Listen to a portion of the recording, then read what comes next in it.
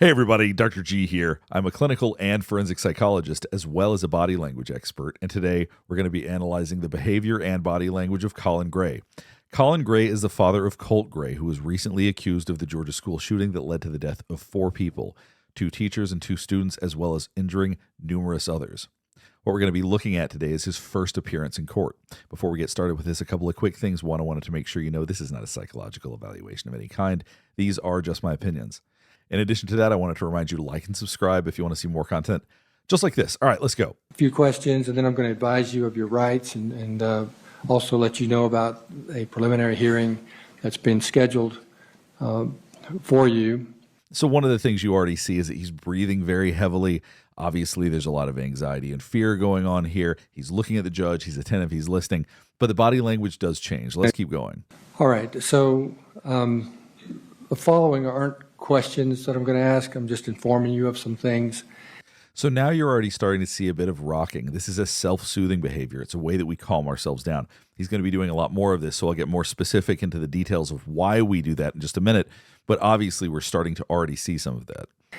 In the second degree, felony murder in the second degree, the maximum penalty for each count is up to 30 years imprisonment. For felony involuntary. Obviously, he's continuing to rock. You see his head go down. Oftentimes, when we lower our head, it's a way of showing that we're losing confidence as the judge is talking about the various charges. The reality of that is probably sinking in a bit more. It's one thing to hear people say, oh, this could be what's going to happen. It's another to be sitting in front of a judge. I also need to inform you that you have the right to an indictment by a grand jury. So you're continuing to see him rock more and more. Now, this is something you don't see a whole lot when we watch these early hearings, but I think the nature of this is a little bit different because oftentimes people have had time to process and think about what's happening to them, or they're ones who committed a specific crime onto somebody else, so maybe it's not as shocking. He's having to process this because I assume he didn't expect that this is how his week was going to end.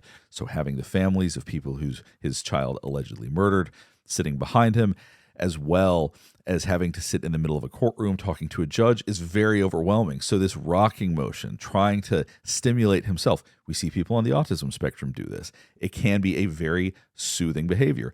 And it's not just, obviously, people on the autism spectrum. People do that throughout their lives. That's why we have rocking chairs, because it's calming to rock. So this is just someone who is likely so overwhelmed and so overstimulated by the unexpected nature of what's going on. He probably doesn't even know that he's rocking right now. Let's see, I need to scratch this out. For somebody who was not anticipating this, much like the victims that were shot were not anticipating what was going on. So I don't say this to be frank in a sympathetic way. When you're not expecting something, when something's shocking in nature and we try to process it, it takes a while for it to all seem normal, for us to all be able to make sense of it. So right now, looking down, rocking, all of those things are probably his only way to manage just the overwhelming amount of stimulation and emotion going on right now. All right, let me, and thank you, Ms. Seagraves. I want to certainly acknowledge the presence of our district attorney, Mr. Brad Smith. He's assisted by his chief assistant. As I talked about earlier, having that lowered head does suggest a loss of confidence. I would imagine that there is a lot of fear right here. He's not approaching this situation with arrogance. He's not sitting with his chin up, leaning back in his chair. There is fear. There is shock. This is someone who seems to be very, very afraid of this process right now. Patricia Brooks. Is there anything else, counsel, that the court needs to address that I have neglected to address? No, Your Honor.